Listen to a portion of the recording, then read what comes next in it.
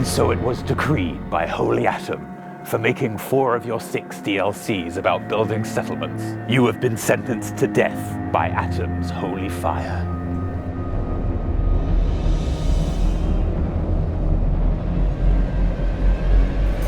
But before we do that, I better review the games first. So after the release of Fallout 4, Bethesda put out 6 whole expansions for it. DLCs, if you will. To keep things simple for this video, I'm gonna play and then review them in the order Todd released them onto our souls. The very first one released was the Automatron DLC.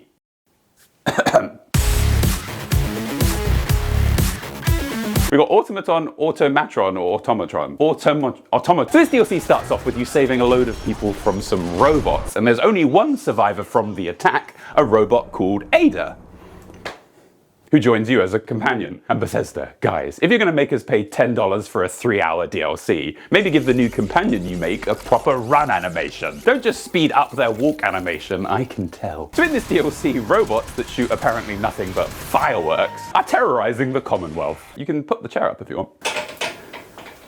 The robots are all being sent by someone called the Mechanist, with the stated goal of killing all of the raiders in the Commonwealth. But they are misinterpreting their programming and killing everyone they meet. The bulk of this DLC is fighting your way to the Mechanist through their underground lair. And initially what stands out to me about this DLC is how much better it looks than the base game. I've harped on about this before. Whoever says harped, I've gone on about this loads before, but as we've seen even in Starfield recently, the lighting in the Creation Engine is just so bad, it makes many areas in these games look f***ing awful. So to combat that, they've kept this DLC all dark and moody. I'm gonna put this down. I honestly do think this is why the Fallout London mod is so dark, just to totally avoid Bethesda's lighting engine. Or is it because it's correctly simulating British weather? It's the middle of the day. Is my skin too shiny because of all the oils I've put on it? What also works about this DLC is the setting the Mechanist has chosen for their lair. This area before the war is where subjects were taken to have their brains removed and turned into robo-brains. And as you travel through here, you can read the transcripts of the experiments that were performed on them, and it's pretty grim. I can't see, oh my god. What have you people done to me? I can't feel my body. I can't feel anything, please. For the love of God, tell me what the hell you've done! Combine this with the creepy music and dark visuals, and this creates a pretty effective tone. Outside of this though, this DLC is pretty standard stuff. The whole thing only has 3 fairly simple characters, and the main bulk of the Mechanist lair is one long non-stop battle with literally hundreds of the walking light shows that are these robots. Oh god. Who wrote this? The final fight especially, you just stand in the middle of the lair shooting one robot after another like a game of Duck Hunt that just never seems to end. Then after you've killed enough robots to populate Iceland, the Mechanist surrenders and gives you control of her lair. Ha! When did Fallout become so woke? Next thing you know, I'll be played by a woman. Hey guys, Up is Not Man here. Don't put your arms out too far. Then after you beat the Mechanist, you unlock a series of quests that you can do for her, which involves hunting down more of her robots. And not only does receiving these quests give us some of the best dialogue in the game. Tracking? Yes. Yes. Yes. Yes. Yes. Yes. Yes. Yes. They are without a doubt the worst quests in this entire game, and that really is saying something. Basically, she gives you a quest marker on your map where you can go to find one of her rogue robots. You then travel to that location, kill one robot, travel back to the Mechanist, talk with her. Yes. Yes. Yes. Yes. Yes. She gives you the location of another robot, and that's it. You just repeat this infinitely. Jesus Christ, why bother? Why not just sell copies of Automatron that you open and they contain one middle finger? How is this so long? The other big selling point of this mod, of course, is it unlocks the ability for you to build your own robots, and also mix and match robot parts on existing robots. So now you can have a Mr. Handy with 2 arms. Well, slow down, Bethesda. And sure, this is nice and all, but to what end? I've completed the game. There's nothing else to do. I'm 35. It's time to lower the energy. The only purpose I really found for any of this was building robots that let me commit copyright infringement. Robot daughters? This here's Lulubelle 7. Yoo-hoo. Daisy May 128K. Yoo-hoo. And the Crushinator. Yoo-hoo. Oh yeah, I made that. Let's play another. You think you could help me out? Whatever. What is my purpose? You pass butter. Oh my god. Yeah, welcome to the club, pal. Okay, we need to move on. Oh look, a DLC dedicated to the game's settlement base building. know I can do this! Wasteland Workshop. This fucking Wasteland Workshop gives you loads of new items to craft in your settlements. But its main feature is the ability for you to build traps. So that you can capture various wasteland animals or people. You can then use these captured creatures to hold fights in your settlements. Oh no, we're moving on. The official trailer for this DLC weirdly just starts with a load of random fights and explosions, adequately summarizing how Bethesda sees Fallout as a series nowadays. But eventually it does show us what the DLC is about. You see, the way it works is you build a cage and then you wait for the appropriate thing to be caught.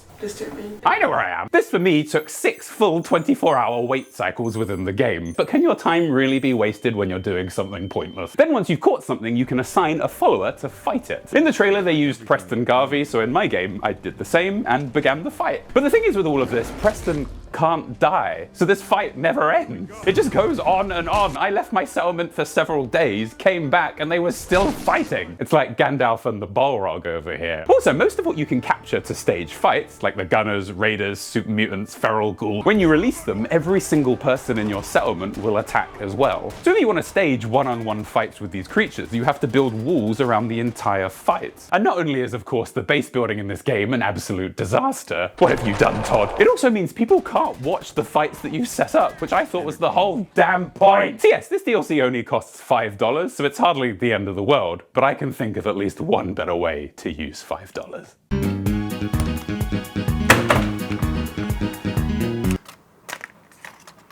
It's definitely gone. I'd climb out after it, but I'm not wearing any trousers. Damn, son. Don't say son. But speaking of fog, now is a great time to mention this video's sponsor, War Thunder, because of Fog of War. War Thunder is by far the most comprehensive vehicle combat game out there, and is available now for free on PC, consoles, and mobile devices. War Thunder has over 2,500 tanks, planes, helicopters, and ships, spanning everything from 1920s B-planes to modern fighter jets and main battle tanks. I personally really love this X-ray view, as it shows you exactly what happens inside. War Thunder really drops you right into it, with detailed vehicles, realistic visuals, and sound design that makes every hit feel real. War Thunder also has an all-new mobile version available on iOS and Android. So join a massive community of 95 million players and jump into massive PvP battles across land, sea, and air. Right now, if you sign up using my links in the pinned comment or description, new and returning players who haven't played for 6 months on PC or console get a massive bonus pack across all platforms, which includes multiple premium vehicles, the exclusive Eagle of Valor Decorator, 100,000 Silver Lions, and 7 days of premium account. And that's it of the Fog of War. Now back to the Fog of Far Harbor. In this DLC, we come to a foggy island in search of a missing lady. When we get here, though, we find 3 factions fighting to survive. Far Harbor, which has a radioactive fog creeping in, threatening to kill them. Acadia, which is a group of synths led by Nick Valentine's brother Dima. And the Children of Atom, a religious group who believes the bombs dropping was a holy event, as every split atom results in the creation of a new universe within them. I just want to make sure we can see the shoes. What? And overall, this DLC is probably the best thing Bethesda has done since the Oasis quest in Fallout 3.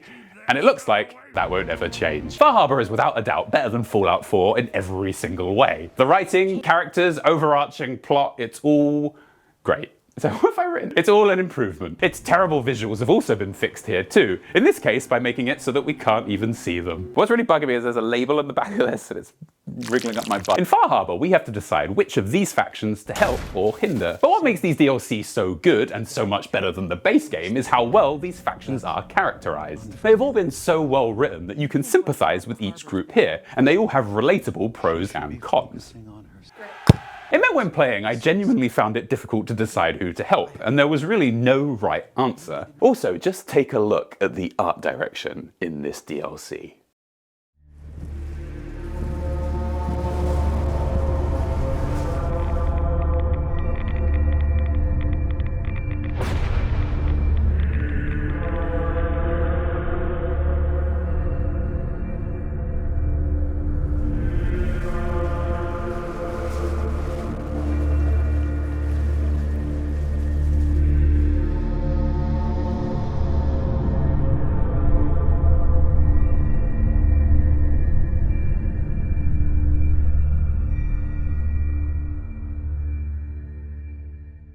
Just look how striking the Children of Atom's base and leader look. It all really effectively shows how deeply insane their religion has made them. And it's the same with Dima and all of his augmentations. It shows how far he is willing to push himself to achieve his goals. Speaking of Dima, he is by far my favourite character in this whole DLC, possibly the entire game. He believes that he's a good person and wants peace through peaceful means. And almost always in sci-fi plots like this, the character would just be lying or have a warped view of reality. But the twist in this story, spoiler warning, is that whenever someone gets in the way of Dima's vision for peace, he simply murders them and then wipes his memory so that his conscience remains clear. And you see, I've watched a lot of sci-fi.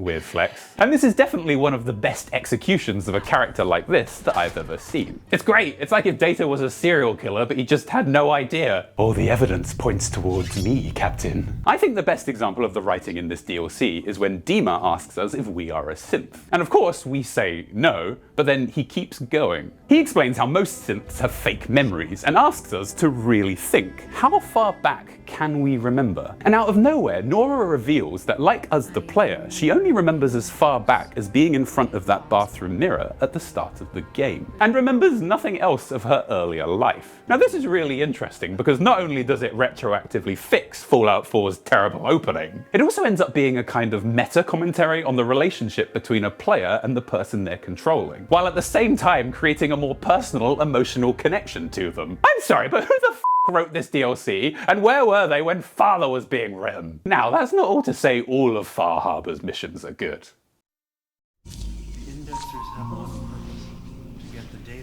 What the fuck is this piece of shit? But outside of this DLC's plot, things are pretty good as well. I'm a really weird writer. Yeah. The darker visuals and radioactive fog make this area feel distinctly different from the base game. However, if you're thinking the radioactive fog creates a new gameplay challenge where you need to keep searching for anti-radiation meds as surviving the environment becomes a key aspect of the exploration... Wait, what? No, it doesn't. See, unlike the New Vegas DLCs, you're able to come to Far Harbor with as much gear as you can carry. So I of course had enough Rad-X and Radaway to make the radiation here nothing more than a gentle breeze. Also, speaking of gear, because you can bring all of your most powerful weapons to Far Harbor, you really have no need for all of the new weapons this section introduces, and I just think it's really bad design. Imagine arriving in this hostile environment with nothing, and the only thing you're given is the new harpoon gun. You would be forced to rely on this thematically appropriate single-shot weapon while wandering through the creepy fog. I just think this location and all of the gear available could have been balanced to make it a much more engaging experience. It really could have been the icing on this delicious robot. Overall though, I of course thought this DLC was really good, especially since it only cost... Oh wait, I spat that out too early. Sorry, let's do that again. Especially since...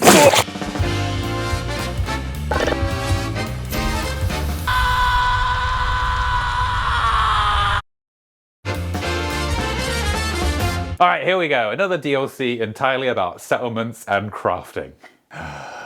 With this DLC installed, you can now build contraptions, and they work a little bit like the game Mousetrap. I actually built a giant contraption when this DLC came out, and it shows off this workshop better than I could ever describe. Great. Go. Oh.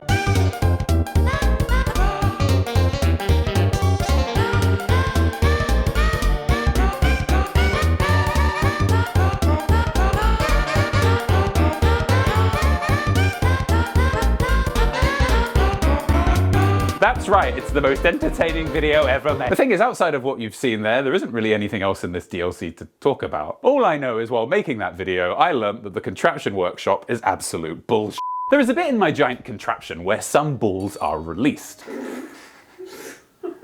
Just tuck them in. And these balls, and these balls, and these balls, and these balls. And these balls activate these switches, which then in turn activate these firework launchers. We all good? We understand? No, this was all fake. None of this worked. This is Bethesda we're talking about. In reality, these ball switches just don't work. In every instance, they just immediately turn off and the firework launchers aren't activated. Hypothesis. The balls have to stay in the switch, so the switch will stay on and then the fireworks will fire. And so I tried that. I blocked the ramp and then set the balls running. But when the balls stop at the switch, now the switch just doesn't turn on at all. Also, for those wondering, here is a single ball switch system. The ball goes through, the switch stays on after that, and the fireworks fire.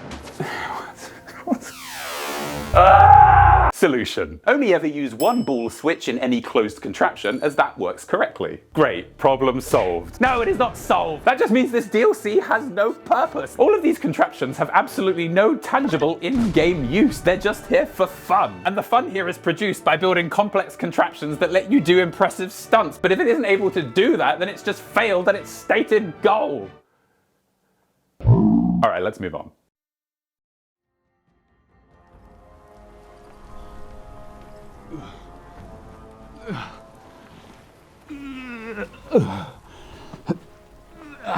Finally, it's over.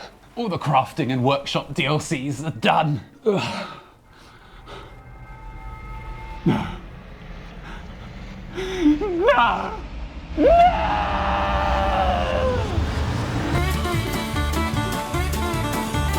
That's right. Bethesda released 2 paid DLCs back to back that do nothing but let you build new objects in your settlements. What is this? Bethesda? Yeah? With this DLC, you are now able to build vault-themed settlements and also start and run your own vault. And the thing is, I actually quite like this DLC. Oh no, there goes my credibility. Look, these other 2 Workshop DLC, they just added shit to your build menu and nothing else. They barely even had the slightest semblance of a tutorial on how all the new items worked. The Tec Workshop, though, actually has a scripted story where you need to track down the overseer of Vault 88, and with them you can start your own vault. As part of this, you interview Wastelanders for their eligibility to be vault dwellers, travel the Wasteland gathering blueprints for new items you can craft, and conduct experiments on your new vault dwellers. The experiments you run even affect the stats of your settlement, meaning they actually have an in-game use. Look, it's not going to win any awards, but I thought it was quite fun for what it was.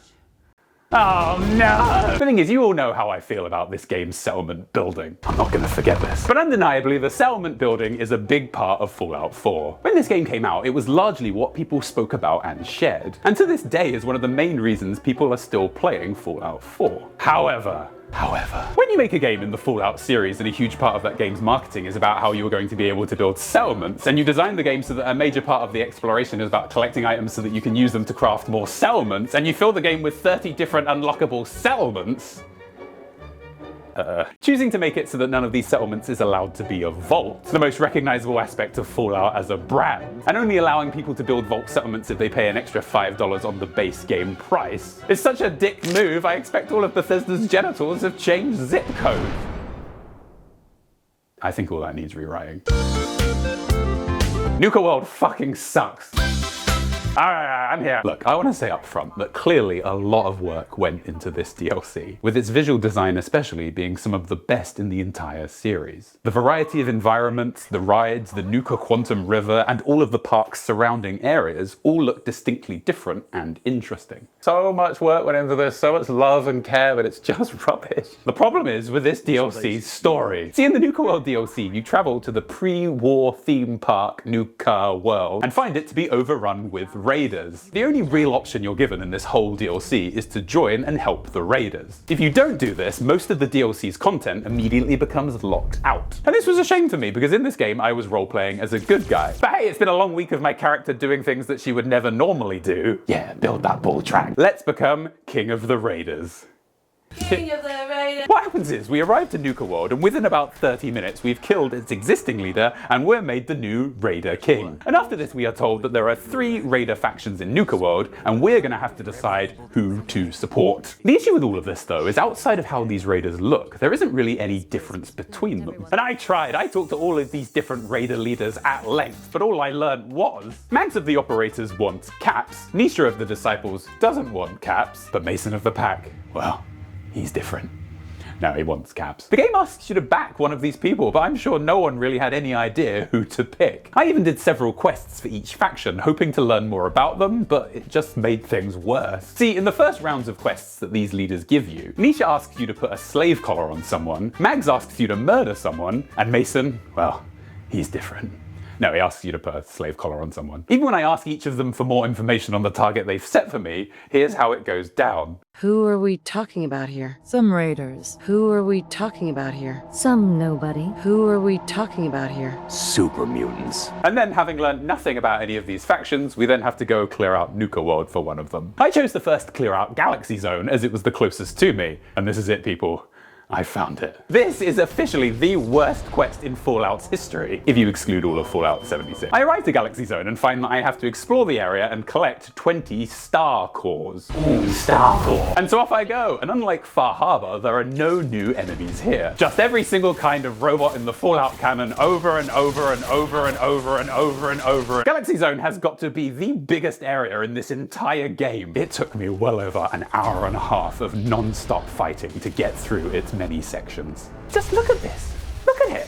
And it's like this everywhere. Every inch of this park. And it's the same thing for hours and hours. And also keep in mind that Galaxy Zone is just one of 5 areas that I need to clear out. And while, yeah, they're all vastly different in theme, the gameplay is all exactly the same. In Kiddie Kingdom, you kill 100 ghouls. Nuka-World bottling plant, 1,000 miler. Safari Adventure, 10,000 gator claws. But Dry Rock Gulch, now, that's different. In this area, a new enemy is introduced to the Fallout canon, and thus we must explore and learn about. Now you just fucking decimate them! After clearing each area, you then have to decide which of the 3 factions you want running Nuka-World. Wow. And unlike Far Harbor, where it was difficult because you had to weigh up the many moral and socio-economic factors, here it was just difficult because I couldn't remember the difference between the disciples and the operators. Then, after you've decided who gets what, you return to the raiders. And here is where I expected to find them arguing about my decisions. But instead, we're told by Shank here, who the fuck is Shank? That we are going to spread our influence into the Commonwealth. And from here, the DLC shifts completely and becomes entirely about building settlements.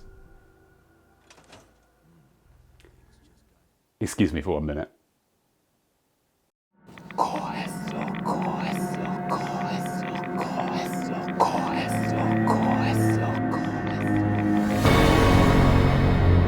And so it was decreed by Holy Atom, for making 4 of your 6 DLCs about building settlements, you have been sentenced to death by Atom's holy fire.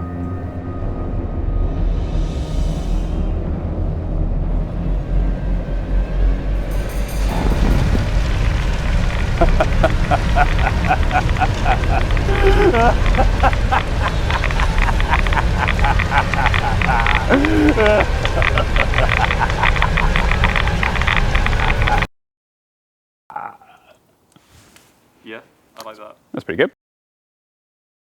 Oh, and don't forget you can play War Thunder for free on PC, Xbox, PlayStation, and mobile using my links in the pinned comment or description. If you're a new or returning player on PC or console, you'll get the exclusive bonus pack. Premium vehicles, the Eagle of Valor Decorator, 100,000 Silver Lions, and 7 days of premium account. Thank you all so much, everyone. And oh, here's all of my patrons who are as handsome as they are intelligent. There's quite a lot of them. Just look at all those handsome and equally intelligent people. Thanks, everyone. Thanks. Thanks!